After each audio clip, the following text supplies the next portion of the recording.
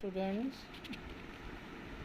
now let us start the second part of India's drainage system, which is peninsular rivers. Now, among peninsular rivers, the most important peninsular river is River Godavari. River Godavari is considered as the largest peninsular river in India. It is rising from the eastern slope of Sahyadri Mountains in Maharashtra. Its rising point is known as Trimbakeshwar. It is rising from Trimbakeshwar and it flows towards east. Now we are going to begin the peninsular rivers which are flowing eastward.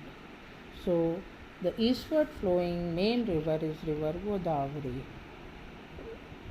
Now River Godavari gets supply of water from many rivers, like here you can see River Indravati pouring its water in River Godavari.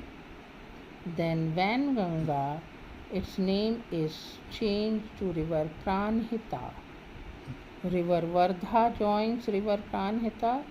So River Vardha ultimately pours its water in River Godavari. River Vanganga bringing water from many tributaries. One of the tributary of River Vanganga is River Kanhan and it pours its water in Vanganga. Vanganga's name is River Pranhita. Pranhita joins River Godavari.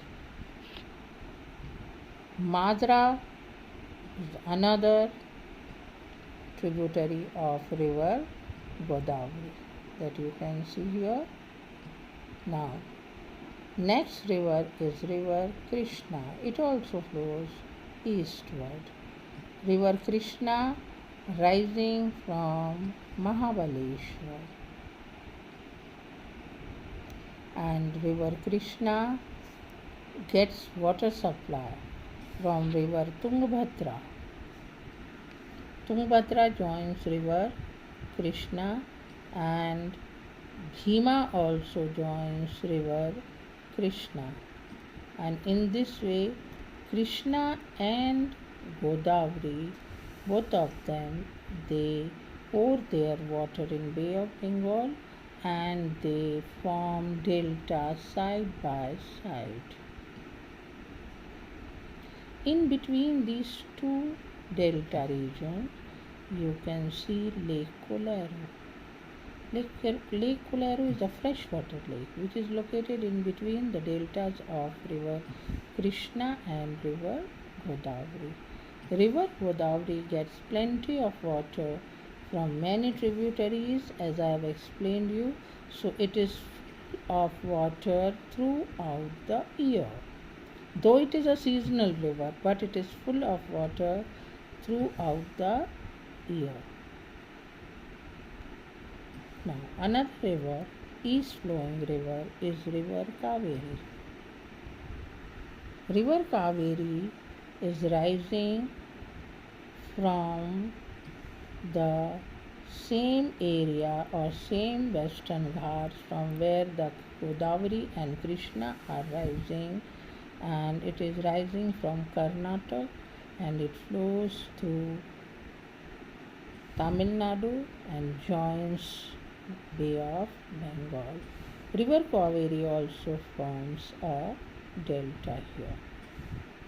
So there are three deltas: Krishna, Godavari, Krishna and Kaveri deltas which are formed here. Lake Pulicat. You can see here Lake Pulicat. Lake Pulicat is a saltwater lake.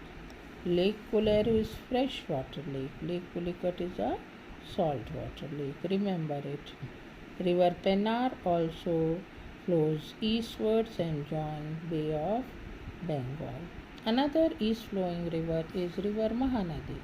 River Mahanadi is rising from the plateau of Chhattisgarh and it flows through Orissa and makes a delta here joining Bay of Bengal. Near its delta, there is a very big saltwater lake. Its name is Lake Chilka.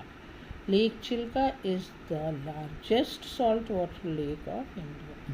So, in comparison, we have to remember Lake Vular in Jammu Kashmir, largest freshwater lake, and another saltwater lake which is largest in size. It is Lake Chilka. Another lake is in Buldhana district in Maharashtra, that is Lake Lonar. Lake Lonar is also a saltwater lake, and geologists they have proved that this lake is formed due to the fall of meteor. Many years ago, a meteor fell down here, and a crater, a very big pit is formed here, and the water, which is the crater, is filled with water, and the Lake Lonar is built here. Many geologists, many scientists, they study about Lake Lonar, and nowadays you can read in newspaper that the water of Lake Lonar is changing its color. It is becoming pink because of some chemical reactions. Now these are the west flowing rivers, east flowing rivers. Now we are going to study about the main west flowing rivers. Narmada is the main west flowing river. It flows from east to west. Many rivers flow from west to east, but Narmada flows opposite. It is rising from Amarkantak in Madhya Pradesh. It flows through Madhya Pradesh and it joins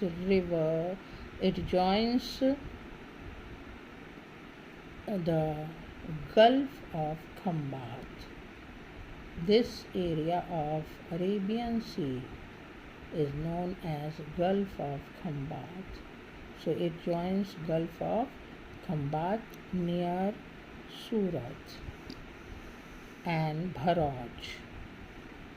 River Tapi is a parallel river of River Narmada.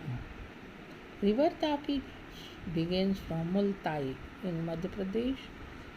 It flows parallel to Narmada and joins the same place, the Gulf of Khambat. These two are major west flowing river of India. These are flowing in Rift Valley, as I have explained to you already. They are flowing in between the Vindhya and Satpura mountains. River Mahi.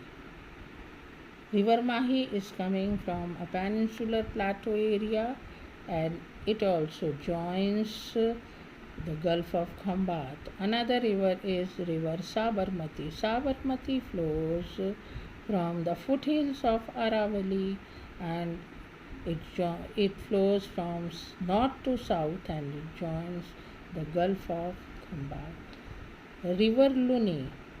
River Luni is rising from the eastern parts of Aravalli. It flows through Gujarat and Rajasthan and it joins Rann of Kutch here. This area is Rann of Kutch area. It joins the Rann of Kutch. Another major lake located in Rajasthan, Lake Sambar. Saltwater lake in India. Many geologists they say that the Lake Sambar is the remaining part of Sea of Tethys. Sea of Tethys, which is now disappeared. So it is a remaining part of Sea of Tethys. It is a saltwater lake.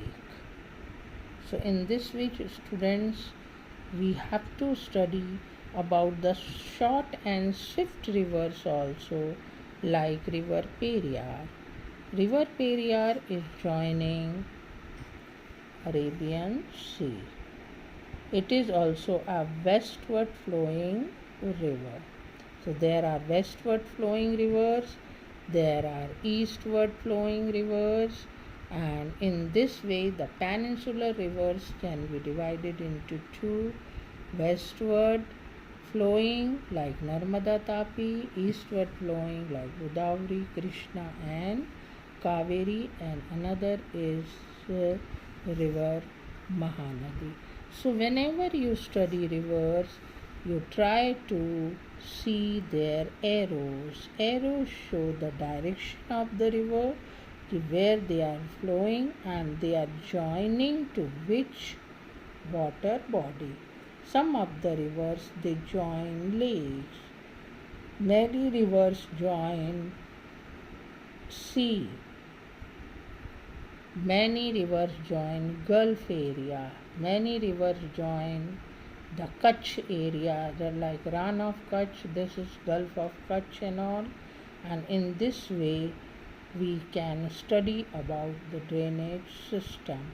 Hope you have understood about all these type of drainage system in India. Thank you.